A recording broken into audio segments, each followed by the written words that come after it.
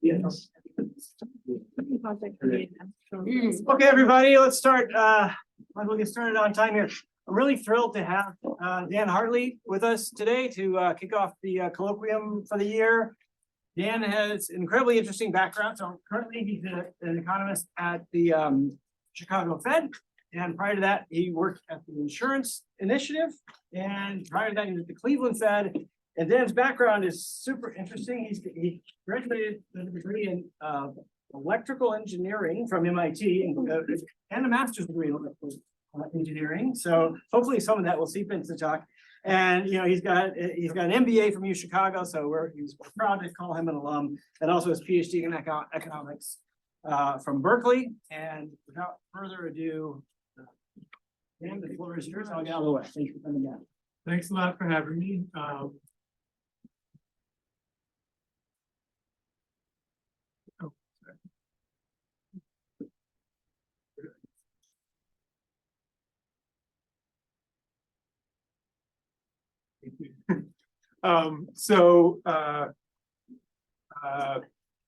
Thank you very much for having me.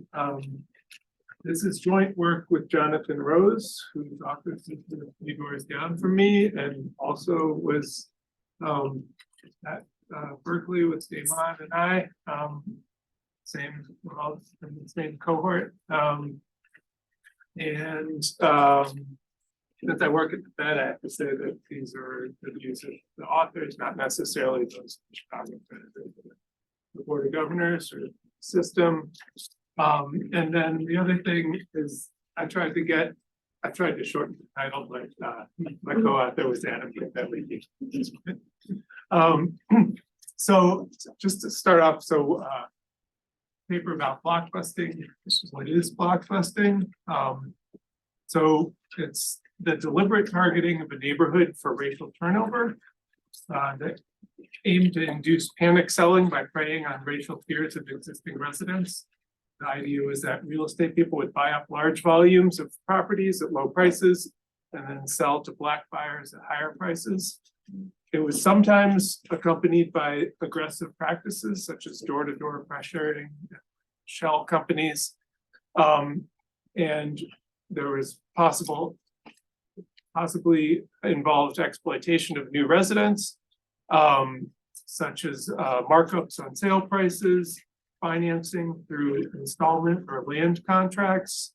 And in some cases, there is evidence that there was fraud committed on the part of these real estate people. One particular example shows misstating buyer creditworthiness for federal mortgage programs.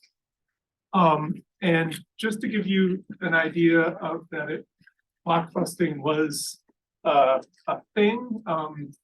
This is a New York Times article from 1962, where they're reporting on a law aimed to stem blockbusting in Detroit. So New York Times is reporting on this happening in Detroit in 1962. And then the other kind of piece of evidence that it was something that was happening is that in 1968, the Fair Housing Act explicitly prohibited it. So this is, I'm not going to read all of this, but this is part of the code that came out of the Fair Housing Act.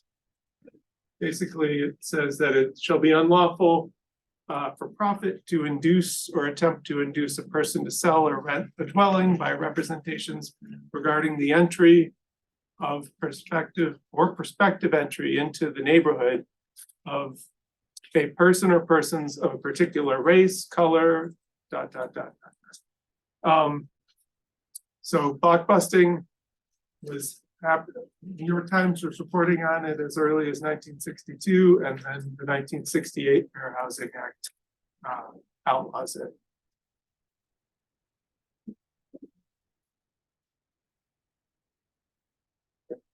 Slide retreat.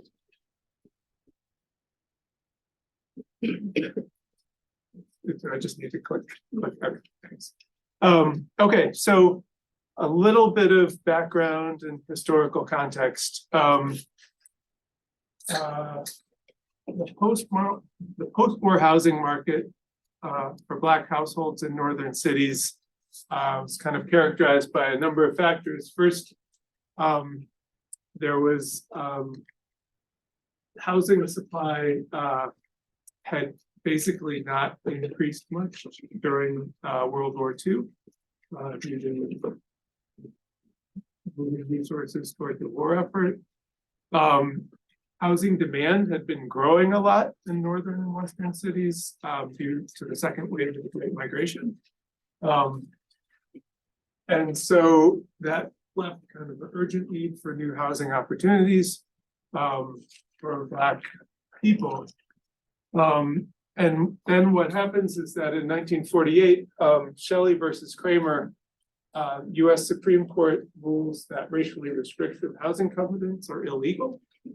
And it seems empirically that this kind of lays the foundations for this kind of period of blockbusting from the early 50s to the early 70s. Right? From after the Supreme Court case to just a little bit after it was outlawed in the Fair Housing Act in 1968. So in terms of defining blockbusting, we're going to say a necessary element is that real estate people are targeting a neighborhood for wholesale racial turnover. Typical elements are inducing racial panic of existing white residents, exploiting financial vulnerabilities of new Black residents, and aggressive or abusive practices. We're going to not simply define it as like, efforts to integrate neighborhoods or just racial turnover, which can happen without blockbusting. Okay, so as an example, this is Chicago, 1947. As I mentioned before, low housing supply because little construction during World War I, high housing demand because of the Great Migration, and then the legal barriers of racially restrictive covenants are outlined. And Chicago, this map isn't the easiest to see, but the basically the darker areas, darker gray areas are predominantly non-white areas. And then these other shading, so these kind of mottled shaded is places that were predominantly white, but had racially restricted covenants. And so you see some on the west side and some on the south side. And then what we'll see is that you're going to see the blockbusting happening in these areas where there are covenants and then the legal, their rules illegal. And so,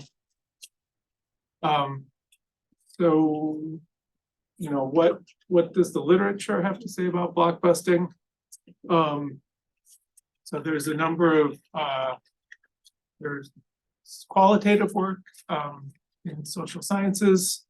So Beryl Satter's book, really great book, Family Properties, about Chicago, might be the best known work dealing with North Lawndale.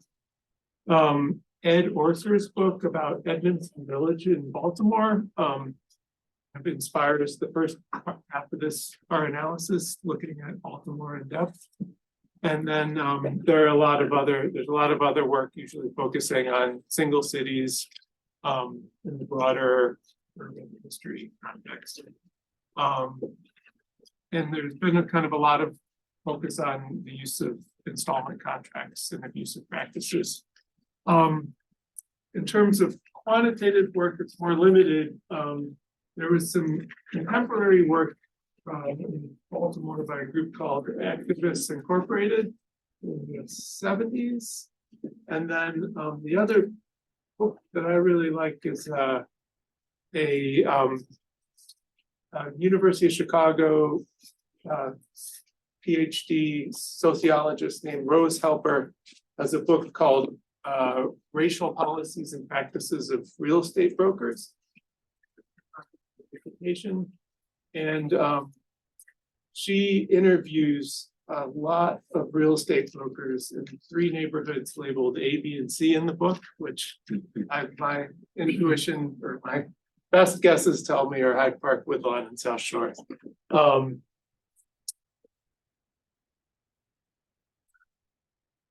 Okay, so the goals in our paper are two. So we're gonna look to detailed property level analysis of one neighborhood in Baltimore, where we can observe transactions, housing transactions, and mortgages, and to some extent, land contracts, these installment contract sales, going back in time for our whole period. So we can look at the markups charged by the blockbusters, access to credit by new residents, and then high levels of subsequent foreclosures. And then the second part is going to be a broader neighborhood level analysis in major cities as of 1950. And there we're going to look at which neighborhoods experience blockbusting, and we're going to try to tease out the causal effects of blockbusting and find the main result is big drops in home values by 1980. Okay, so part 1.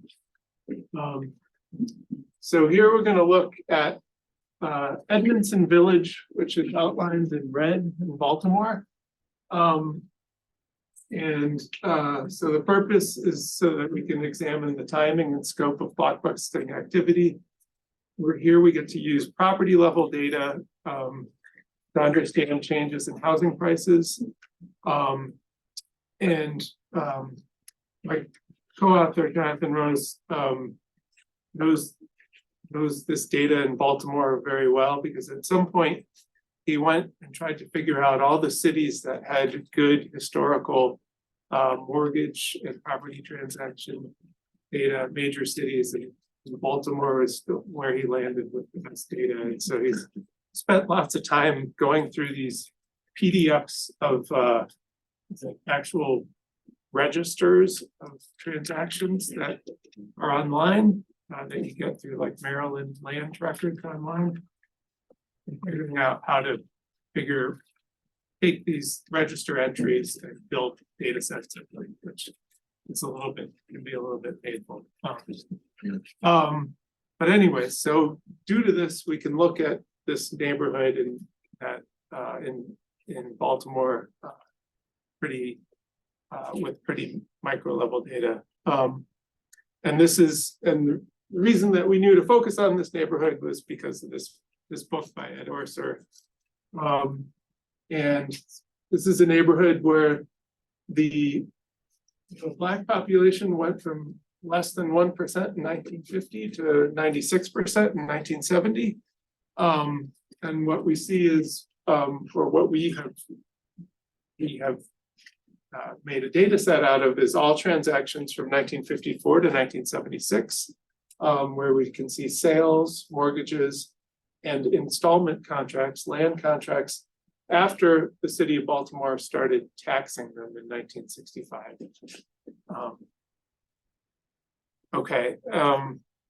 And so for here, we can look at the, so here I have a short video to show, which shows the, basically how basically geographical spread through this neighborhood of blockbusting. Each frame is going to be a month, and each month you'll see new red dots, and that's when property is bought by a blockbuster, and then after that month, we'll turn the dot pink instead of red. So as the pink spreads, those housing units have been purchased by blockbuster. So do you know from that register data the race of the buyer, or? No. Okay. We know that the census tract, we can look at the census tract in 1970 and see that it's almost 100% black, but we can't. Yeah, we don't know. Yeah, do you mind? Please, you had a specific definition for blockbusting. So for these dots, how did you decide whether the purchase was a blockbuster or just a? So, so we're gonna use, basically, it's any that are kind of going through a realty company or LLC.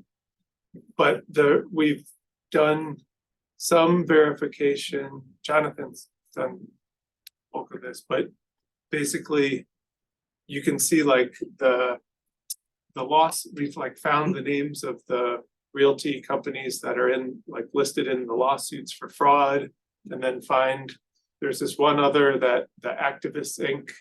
are kind of organizing against.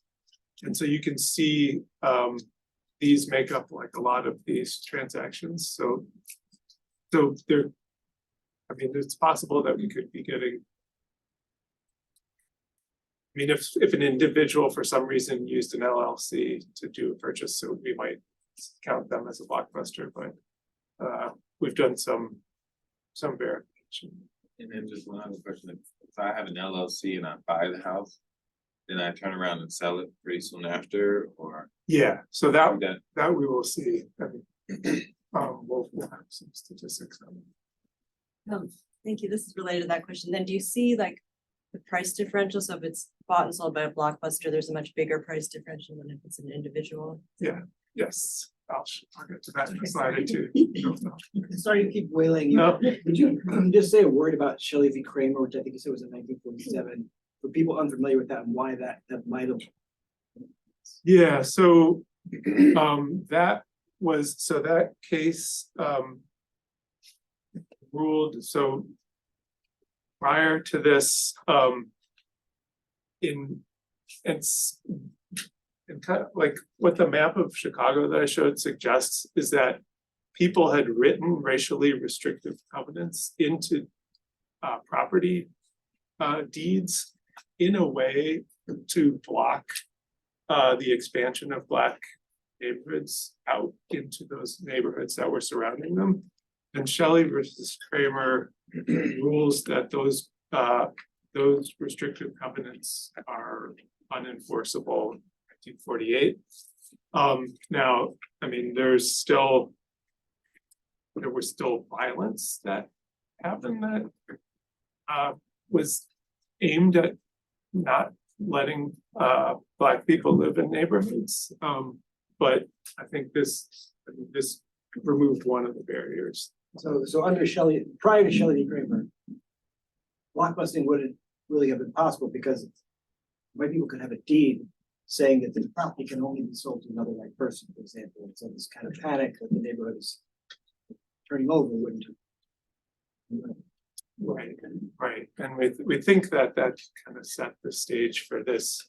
Like when we first started looking into this, Jonathan was like, did they all have like a convention about like, let's do this blockbusting thing in all these cities?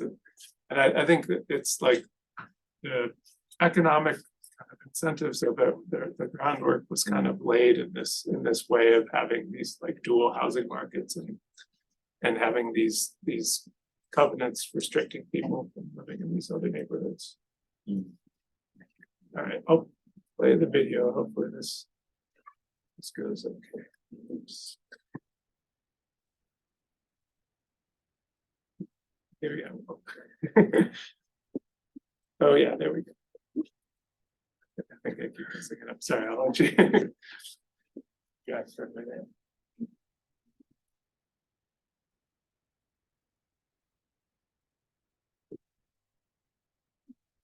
Okay, so here we are. Hard to see the date, but it's, yeah, now we're in 56. Start seeing these are homes. These are like Baltimore row houses. And so you're seeing the blockbusting activity start in this southeast corner and spread northwest.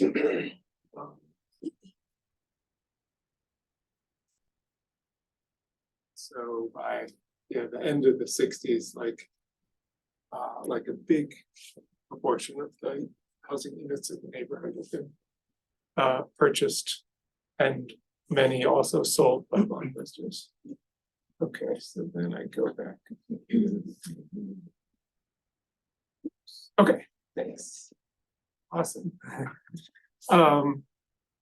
Okay, so this, so basically this lays out, the share of, ownership, the different types of ownership changes. So either from an individual to a realty company to an individual, so 41% of the housing units transacted that way. From an individual to a realty company, 25%. And these could have been sold with a land or installment contract, which is like you're basically it's like a rent to own contract where you don't get the deed until all of the payments are made. And we wouldn't have observed that until 1965 when the city started taxing them. And so we can see them. And then this 20% were sold from individual to individual. And then another 8% between individuals, but multiple times. And then only 6% of the units in this like 22-year period never transacted. Okay, and this gives you a sense of the timing, and I think you could kind of see this from the video that there's it kind of picks up in the late 50s, early 60s, and then starts tapering off. Yeah, The question on a previous table, have you looked at other neighborhoods? Like, over that same period as like a benchmark of how much turnover in the non-blockbusting region? no, Like 6%, never got sold in 22 years, is that low or high relative to the I think that country or whatever? my guess it would be this is like much higher transaction activity, but that would be good. I think we could. The hard way to benchmark it would be to do like the same thing for another neighborhood that didn't have blockbusting in Baltimore, because it would require pulling all this data in, but we might be able to do it with census data easier way.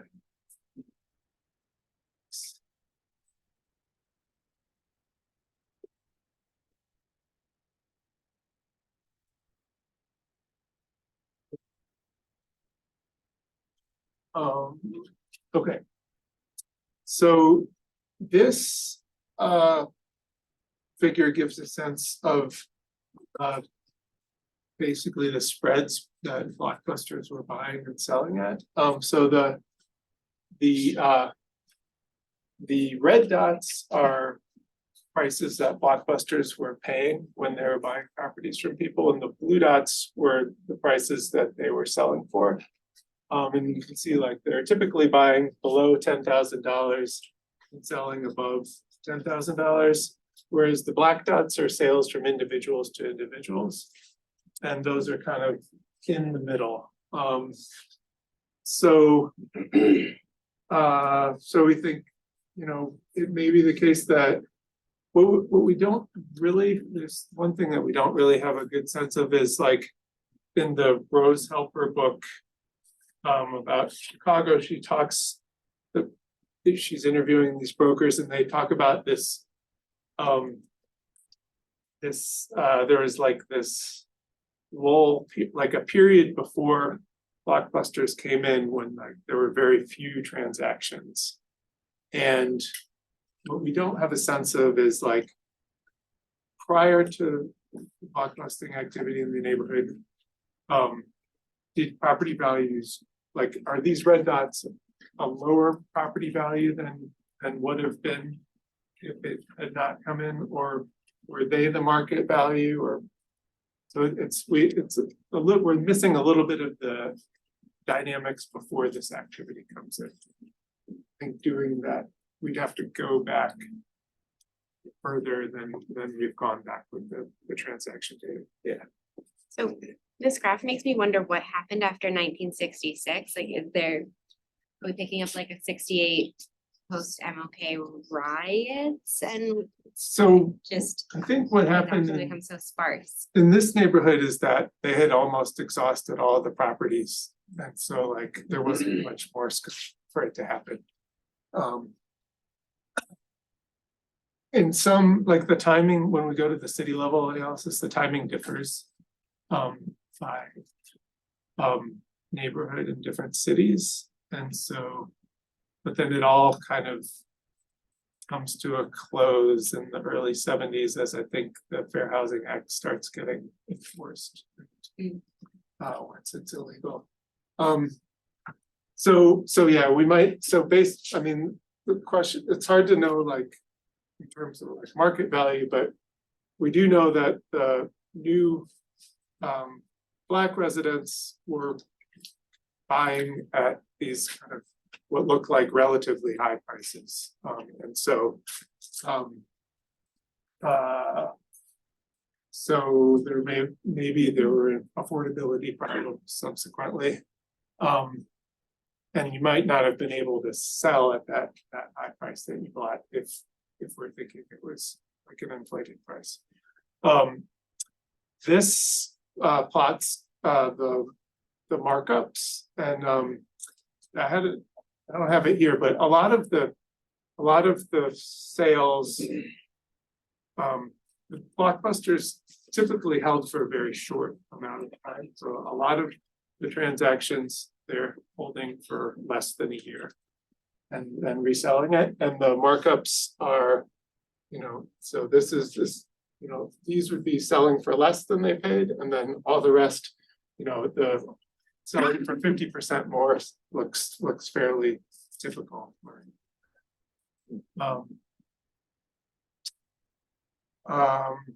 Now, so the one kind of outcome we got to look at in this analysis was subsequent foreclosures. So we looked out over the next 10 years at all of these properties and tried to calculate the foreclosure rate over the subsequent 10 years after the transaction. And we found these transactions that went through realty companies. We had on average a 15% foreclosure rate compared to the ones that were individual to individual. The foreclosure rate was only 2%. So we think this might have been one of the reasons there were downward pressure on prices later.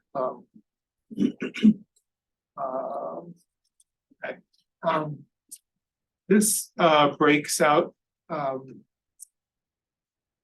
breaks things down by financing sources. So by mortgage type, among the ones that had mortgages. So these columns are looking at the 10-year foreclosure rate for different types of mortgages, VA, FHA, or conventional. For people who bought from realty companies, and then this is for people who bought from individuals. So much lower rates if you bought straight from an individual, and then particularly high foreclosure rates for people who got VA or FHA mortgages. And one possible reason is this newspaper article to the right, which is that it's saying that the president of a real estate firm was sentenced to 2 months in federal prison and fined $15,000 yesterday on charges of falsifying Veteran Administration mortgage documents. So the VA and the FHA stopped doing business with these realty companies because when they were using mortgages, they seemed to be happy to kind of inflate borrowers' incomes to more easily get them mortgages after a sale. Okay. The other thing that comes into play here is the use of these realty companies' use of installment contracts, and these are these kind of rent-to-own contracts where you don't get the deed until you've paid off every single monthly payment. And so typically these things are not observed because they're basically the realtor keeps them in their office. But Baltimore decided that they wanted to tax as many types of transactions as possible. And so in '65, they started recording these. And And Jonathan actually showed me, they're like, the realty companies, they like, it says like tax paid, like under, like against our will or something. They're like, they actually write in the register that they're not happy about paying these taxes. So yeah, so on these, we see a 13%, it's not really a foreclosure rate, but like a dispossession rate on ones that we see that were purchased through these contracts. Okay, so if there are, yeah, There's only 13%. Does that imply that the rest resulted ultimately in transfer? Does that? Or that wasn't in your data? so, wait, sorry, the question.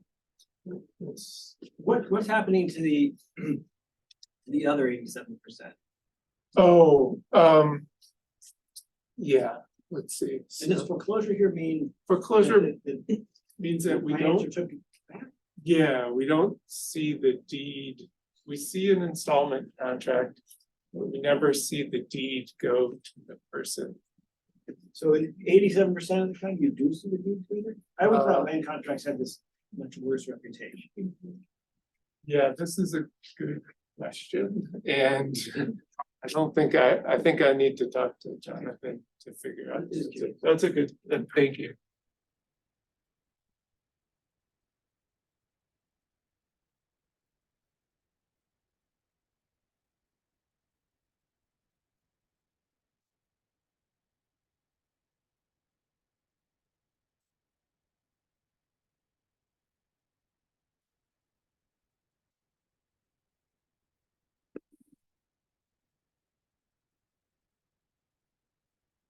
Okay, so this second part of the paper, we're gonna kind of look more broadly at sort of the 60 largest cities in the US in 1950. And for each city, we're gonna try to figure out whether we can find any evidence of blockbusting in that city. And then if we do, which neighborhoods it was happening in. And so we do a lot of Googling, web, books, scholarly articles, newspapers, for a number of terms. Blockbusting in the city, panic peddling in the city, panic selling in the city, white flight in the city. But then, so those, we're not going to count everything we find there. We're only going to count sources that explicitly discuss blockbusting and not just racial turnover happening in a neighborhood. So we found a reference to blockbusting in 45 of these 60 cities. And yeah, the sources included journals, books, newspapers, urban history websites, dissertations, and other sources. And then after finding a reference to blockbusting, we try to figure out what neighborhoods it happened in that city. And we're able to find neighborhoods in 40 of those 45 cities.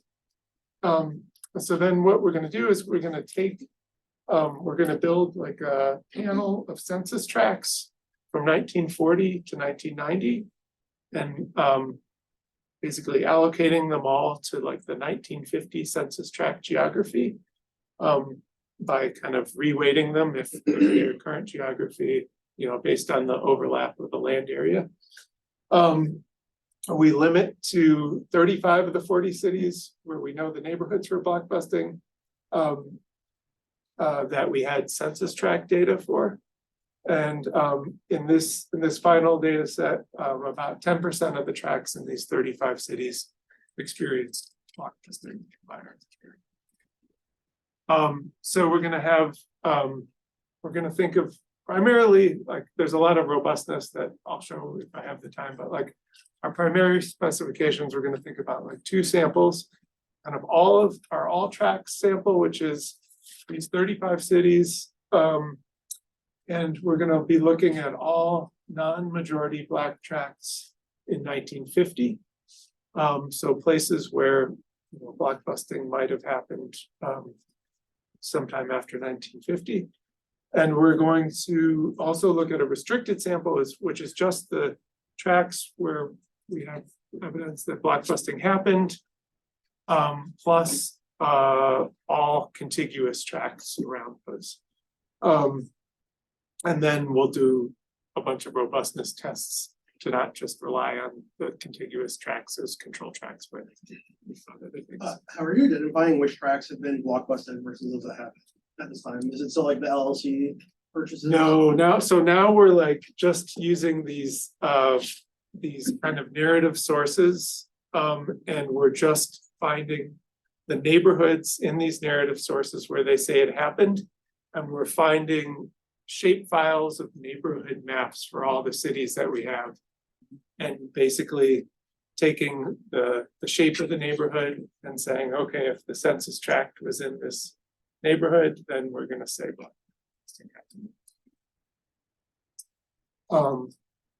Yeah, so this restricted sample, which just has these neighborhoods where blockbusting had and the contiguous census tracts around them, we end up with 1345 tracks there. Yeah, In this data, is blockbusting, is that a blockbusting happened at some point during this period, or is it like yeah. happen on this date or before and after? So what we do as best as we can to figure out which decade it occurred in, the 50s, 60s, or 70s. We don't have more precise, but we try to take the timing into account in the vehicle specification. Okay, so like what predicts where blockbusting happened? So pointed these things out earlier, this kind of in-migration of new Black residents during the Great Migration, segregation of housing markets, increasingly crowded existing Black neighborhoods, and then this end to racial covenants being legally enforceable in 1948. Kind of would make you think that blockbusters might target these border areas around existing Black neighborhoods.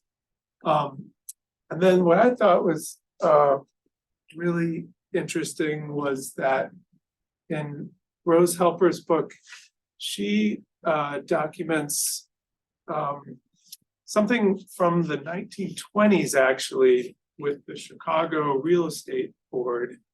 And they apparently had some kind of, I forget exactly how it went down, but it's like they come out, they say, okay, they start with the premise, mistaken premise that Black people lower property values. And they say, what we need to do is not let I guess their premise was that there's any Black family with lower property values in some radius. And they said, okay, we need to not let Black people move here and there in neighborhoods, but instead the realtors need to only let Black neighborhoods expand in a block that's contiguous to an already existing Black neighborhood. And so the realtors that she interviews in the 50s kind of cite this as, talk about like, how much do you adhere to this, what's supposed to be the policy of the real estate board, where you're not supposed to sell houses to Black families except during these contiguous areas.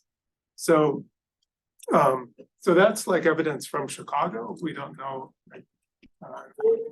the other cities realty boards had these policies, but it seems like in Chicago it was like a concerted That an agency or private? it's like a trade agency. Yeah. Trade group. So okay, empirically this is like there's like a bin scatter plot with half-mile bins showing what share of tracks we have blockbusting in, starting with being right next to a majority Black census tract, and then as you go further away, and so you see it falls off as you go further away by like 8 miles out. There's we don't have any record of blockbusting activity. Here's Chicago, and the darker gray are existing majority Black neighborhoods census tracts in 1950. And then the red are neighborhoods where we found evidence of blockbusting. And then the yellow show this contiguous census tract ring, which will be like our comparison group of neighborhoods. Just a question about your method of using like Google searches. Did you see how that worked in Baltimore? Whether it matches with the very detailed data you have in Baltimore? Yeah, so well, so yes, we find evidence in of it through our search method of it in Edmondson Village, and then at least one other neighborhood. Actually, this is a good question for the next slide. So Edmondson Village, and then some surrounding neighborhoods, I believe, and then there's also this east side neighborhood.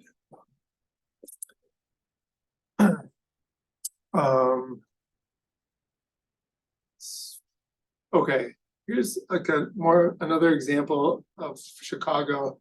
And this is just kind of some raw means before I get into the regression analysis. Now, so the blue, now I'm sorry to switch colors on everybody. Now the blue are the blockbusting neighborhoods, and the red are our comparison sample around them. And what you see in the blue is the share, the Black population share in 1950 in the blue and the red areas was low, and like about 3.5% or 2.5% in 1950. And then as time goes by 1980, it's at like 97% in the blockbusting areas, and in comparison in like 53% in the surrounding census tracts. Similar for like raw means for home values. In the surrounding areas, it falls by like 15 percentage points. This is like a log scale. And then in the blockbusting areas, it falls by like 30 or 35 percentage points. So kind of to look at more formally, look at like all of the cities in their sample. We're gonna do, compare blockbusting areas to those surrounding tracts, and we're also gonna do propensity score, like inverse probability weighting, to make the surrounding tracts look more comparable to those blockbusted tracts. So when we estimate this propensity score model, we're gonna basically do a probit regression of, did your tract have blockbusting on a number of census tract characteristics in 1950, a city fixed effect, and this is the error term. And so those characteristics are distance to the nearest majority Black tract, the Black population share, home ownership rate, the log rent, log house value, vacancy rate, population density, distance to the nearest highway to control for the highway construction, which was happening at the same time, share of the tract that was these different HOLC map areas to control for this pre-existing redlining map and mortgage finance policies from the late 30s. And then the share foreign born, share Northern European, Eastern European, Southern European, and other foreign born. We're gonna basically, using this propensity score model, we're gonna end up with the propensity of the neighborhood to experience blockbusting and P-score, and then we're gonna form weights by basically down weighting the places that got blockbusting and then upweighting places. Yeah, so, Before you go to the empirical part, could you Yeah. go back one slide? Mhm. Oh, sorry, another one. Yep. I'm just struck by how spatially clustered blockbusting is, and so I'm just curious, I mean, I guess part of it is how you're defining It's- blockbusting within the census tract, assigning it to a neighborhood. yeah, But well, I'm that, just curious if you can comment a little bit on like how good that matches to perhaps Baltimore, where you have more granular data. Like, is there a lot of heterogeneity within a neighborhood? okay, that's a good question. So I can't remember, but I think the Edmondson Village neighborhood is 2 census tracts. And so we see it happen through both of those tracts. And so it lends some credibility to this strategy of defining blockbusting by neighborhoods and then, but it's a fair question. It's a good question. But we're like, if we could find narrative sources about which tracts experienced it, that would be better, but it's just not something that we can do with the data we have. Okay, so these are like the propensity, that first stage propensity score estimates. And this should be outlined in yellow too. It's also statistically significant. But basically what you're seeing is distance from majority Black census tract is a big factor. The home ownership rate is also big. So places closer to an existing majority Black census tract are more likely to experience blockbusting. But also places that had higher home ownership rates were more likely to experience blockbusting. And this may be that there's more kind of fears of falling property values are more easily to play off of people who are owner occupiers rather than people who are renting out buildings. That's just my guess. And then it looks like there's also some more likelihood for this to be in B graded HOLC neighborhoods, so not like the 2 lowest grades, C or D, but kind of more of the things that were deemed kind of middle class areas in the late 1930s. Oh, and then there's also this this doesn't come out in all of the specifications, but sometimes we see some loading on Eastern European population shares, so possibly like more maybe Jewish Eastern European Jewish neighborhoods. Okay, so this won't go. We don't have to do too much here, but this is basically showing that once you do the propensity score reweighting, these characteristics that are in our propensity score are basically mechanically make the means very similar in the blockbusting and the surrounding census tracts. And yeah, that happens for all these characteristics as well. More interestingly is that we didn't put the pre-trends in these census variables into the propensity score model, but the reweighting seems to balance those pre-trends, the changes from 40 to 50. We have a kind of a more limited sample in 40, so we can't do as much with 40, but we think this is comforting. So then in terms of estimation, we basically just do repeated cross sections for each decade from 60, 70, 80, 90 OLS. We've also played around with doing a panel specification, and it comes out almost like very, very similarly. Thought maybe this is more transparent. But basically, we're going to look at outcome in census tract I and city C in decade T, and we're going to have an indicator for blockbusting. And then we're also we're gonna control for 1950 census tract characteristics. And the city fixed effect. And so the coefficient on this indicator for blockbusting is our coefficient of interest. We're gonna cluster the standard errors at the city level. And oh yeah, and we have like all the same characteristics in our propensity score model. We're also gonna control for in these LS regressions. And then we're gonna use I'll show you a couple different lines, a couple different outcomes, results, and our preferred specification uses the propensity score reweight. Okay, so these are the blue are estimates for all census tracts in these cities. The orange and the red we're going to restrict to the blockbusting tracts and the contiguous census tracts. And the red is going to be our preferred where we do the propensity score reweight as well.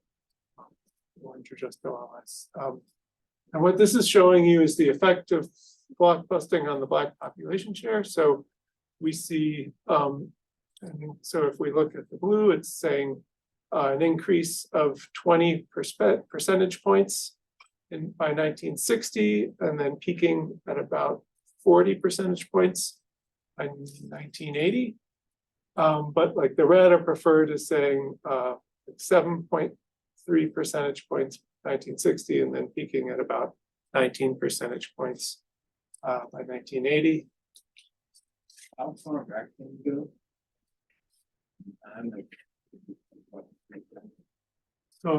So we have these, so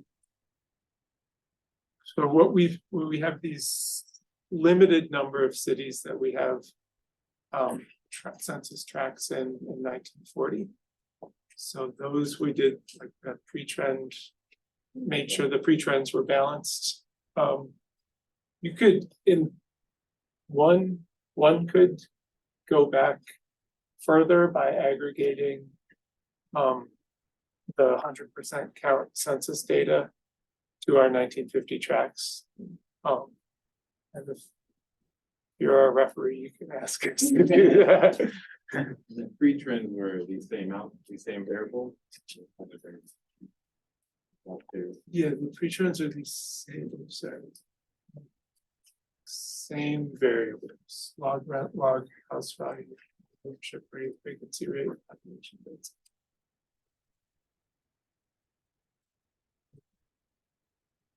Like, yeah, the Black population share, if you don't do the weighting, you're going to get definite differences there. How do you want us to think about this gap between the blue line and should we be thinking that there's a secular transition going on towards increasing Black population in these cities, Yeah, irrespective of blockbusting, yeah, and that you need to control for some stuff to really isolate the blockbusting effect? And what are the okay. no, yeah, Those other factors that you showed us are important differentiators. So we should think about this as being one component, a bigger ongoing change.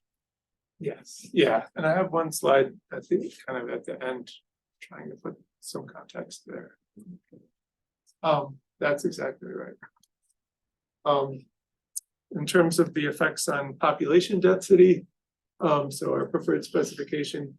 So none of these are statistically different than 0, but it hints at like an increase in population density. Blockbusting bringing an increase in population density and then that fading away by 1980. So that might be consistent with a story of like this, pressure for housing for Black people. And not much going on with the share of vacant units, but maybe an uptick in 1990, but still not statistically different from 0. Log rents, so these are fairly steady. there were some specifications early on where I thought we saw like a hint of an increase in rents, right, in the beginning, but that didn't happen in every specification. Preferred here is it's pretty much zero, but then by 1990, you see a statistically lower rents by like 5%. And then home values, this is kind of like our headline finding. So our preferred specification sees like a 13% drop in home values by 1980. With some kind of rebound to only 7%, 1990, maybe other forces kind of coming into play. Sorry, but since this is the headline finding, Yeah, just wondered if you'd say a word about this control group or comparison group of tracks you've identified. Yeah. And whether that's a good control group in the sense that if that Chicago story is right about the realtors and how they behave, then most people's expectation would be that those neighboring tracks are the next ones to go. Right. And in that event, it wouldn't be a good control group, or at the very least, I guess they would bias you to underestimating the true effect of blockbusting. I just wonder if you'd say a little bit about that, because you've already given us a reason why maybe these neighboring tracks aren't a good control. yeah, so that's exactly right. If you think they're gonna be the next places where blockbusting is gonna happen, you might think that the property values might drop there in expectation. And then that would bias us to understate the impacts. So in one sense, maybe we're being conservative in the effects that we're picking up, and to allay those concerns, or to kind of have a diversity of estimation techniques. I will show you a bunch of robustness. I guess I will first say we don't see a lot of impact on homeownership rates, and then I'll talk you through a bunch of robustness checks.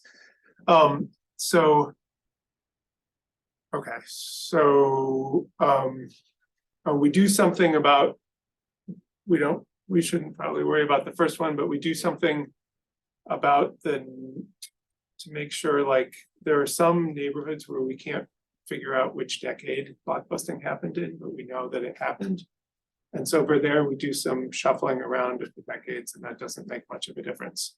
The next point is that you can think of the way we're measuring blockbusting as possibly prone to one-sided misclassification, in that in places that we find it talked about in the newspaper, we're pretty sure it happened there. But in places where we didn't find any evidence, we don't know if it happened, or if it happened and it wasn't reported on, or if it just didn't happen. And so we do an exercise where we I don't remember exactly what we do, but in places where the Black population share grew by more than 50 percentage points, we pretend like blockbusting happened there, and then we re-estimate with those places. Sorry, we don't re-estimate with those places. We look at what our error rate would have been if we had counted those as having blockbusting, and that we get this 35.5% error rate.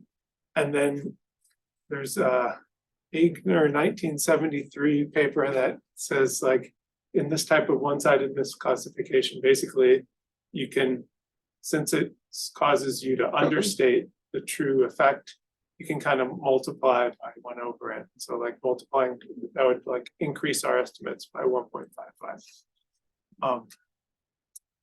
The next thing we think about, this either spillover contamination or this idea of expectation that these ring tracks are going to be the next ones experiencing blockbusting. And so we do a couple things. We do like a donut estimator, where we use all the rest of the tracks in the cities and just drop out those, which isn't perfect either. Then we do this other exercise where we take the cities where we found no evidence of blockbusting, and we try to predict, using our propensity score model, which neighborhoods would have had blockbusting in those cities, and compare. So this is if you're worried about like general equilibrium effects within the cities that had blockbusting, and we're willing to not worry about general equilibrium effects that would have affected other cities and about cities as islands. But here, we basically compare blockbusting in cities that had it to neighborhoods where we would have predicted blockbusting to happen in cities where blockbusting didn't happen. And then the next two things we do, we switch, we say, okay, maybe we don't want to be doing the propensity score at the tract level. We actually want to be doing it at the neighborhood level. So we run a neighborhood level propensity score using basically the same neighborhood, the same characteristics. And we then do the inverse probability weighting and also look for nearest neighborhoods. So here we wouldn't have rings as our comparison group. We'd have actually other neighborhoods in the city, in the same city, that had similar characteristics of the neighborhoods that had blockbusting. And then the last thing is we take means and do everything at the neighborhood level, even the outcomes. And so this is that kind of our headline result, the effect on 1980 home value. And what we find is that basically we're getting estimates that range, that are mostly in the 10 percentage points lower to 20 percentage point lower, no matter what of these robustness exercises we do. And I'm pretty much out of time, but we did kind of consider other policies that might be happening either. So we controlled for policies that were happening before, like the HLC maps, interstate construction. We did some in our balance tables, we kind of make sure that we look balanced on like whether there were urban renewal projects nearby or public housing nearby. And then in terms of school desegregation, we thought about that some and kind of working on the assumption that these large cities were places where school desegregation was coming a little bit later, like later in mid-70s or later. And then I guess I'll just kind of end on, so kind of when we're thinking about blockbusting, it seems to have had these negative effects on both the neighborhoods and the new Black residents in the neighborhoods.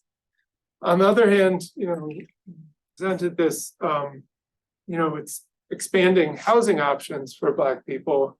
And so one question is like, did it have to happen this way, or was there a more kind of organic way for housing options to expand for Black people?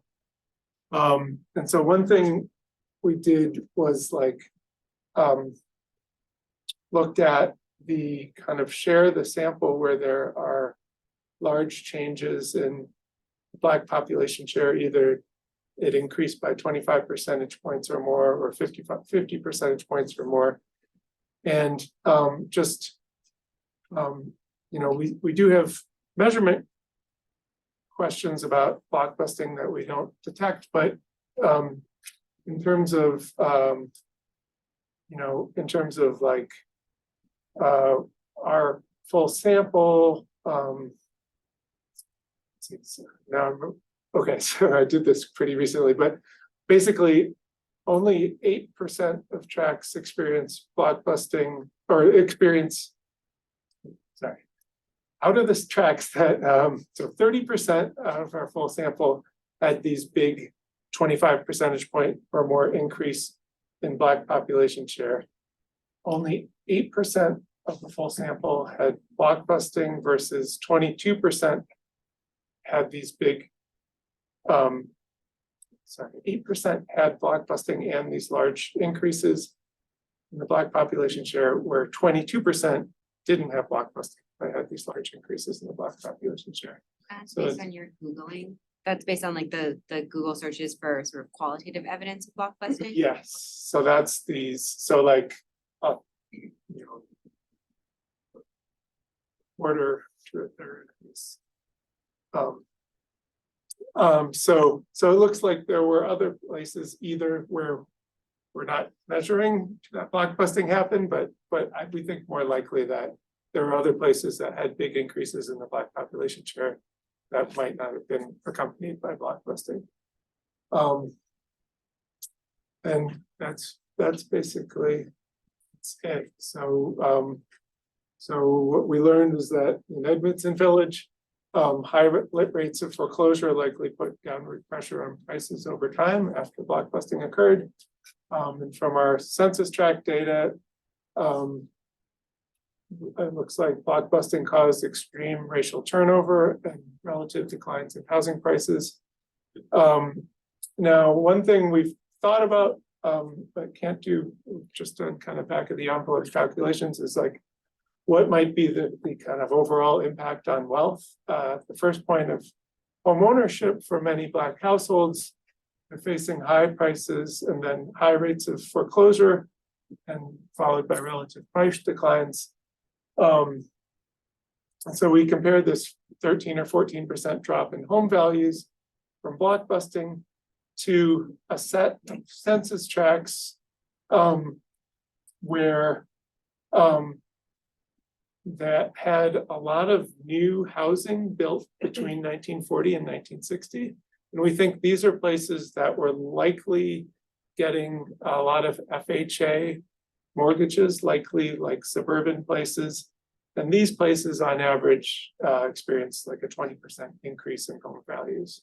So not like your perfect comparison group, but some kind of way of thinking about what the divergence between buying and FHA support versus a neighborhood where blockbusting is happening. Thank you.